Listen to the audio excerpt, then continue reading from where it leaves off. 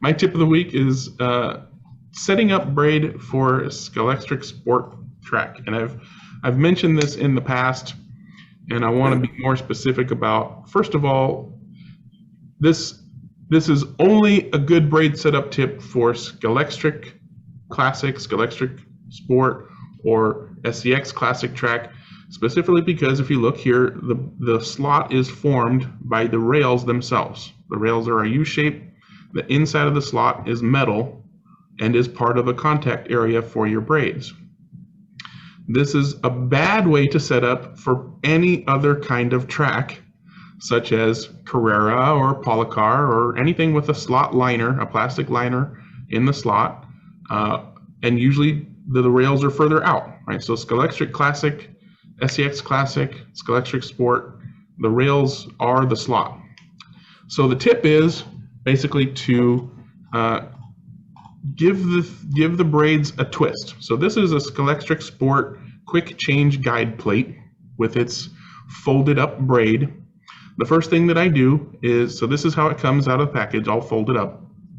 First thing I do is I fold up and out of the way the braids that are pointing back towards the rear of the car, and then I unfold and fold all the way back the braids that were underneath pointing forward, and then I give a twist to the braids that are going to then be folded back again.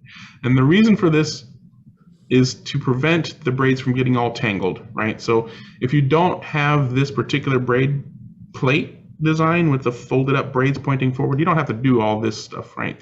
This is just to fold this stuff so that it points towards the rear of the car, because if you don't, it gets all tangled and mangled and ruined, and you have to replace them even more often than you normally would for normal wear and tear.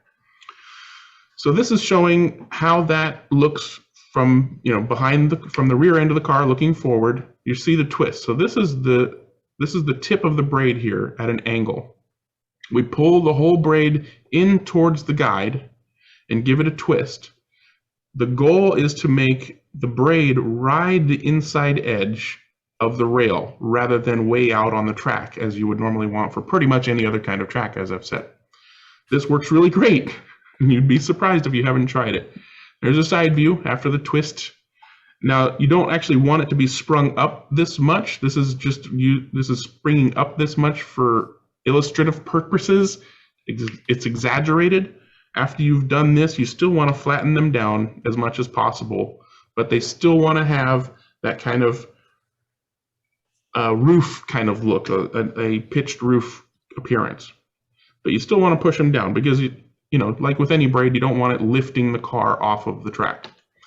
The goal is to have them riding the inside of the rail. And this is a picture of, I forget what brand of guide that is, but it's a slotted type guide with a single braid doing the same thing. Just twisted and bent up a little bit, and then you flatten them down as much as you can so it's got a little teeny bit of springiness, but in that pitched roof kind of shape close to the guide.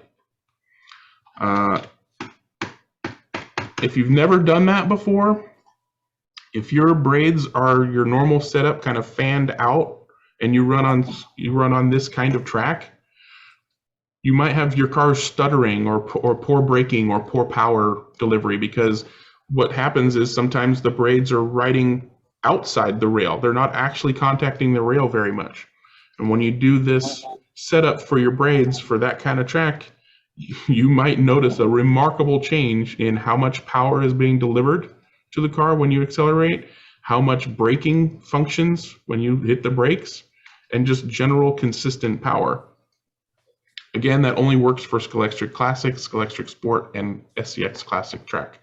Greg, does the braid bind up to the guide at all when you do that? No, I mean the slot of that type of track is so narrow that pretty much the only thing that's actually going to get into the slot is the guide, and you don't want the braid to go vertically down next to the guide. You don't want it to go into the slot. You just kind of want it to be riding on that inside edge of the slot, and it's primarily going to spend most of its time on the rails. But you're wanting to avoid the tendency for the braids to be outside of the rails riding high on the track, because again, one of the main issues with particularly Scalextric Sport Track is the rails are not raised at all. They are flush with the track surface.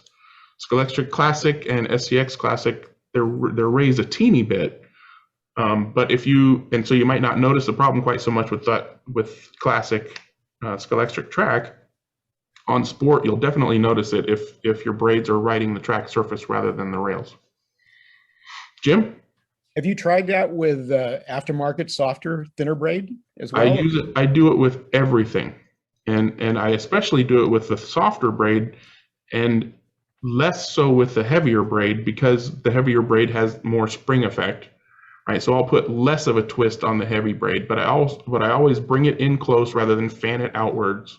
And I always give it a little bit of twist, because I want to make sure that it's not riding the opposite. Like if you have an opposite twist, it's almost always going to be riding on the track surface instead of the rail.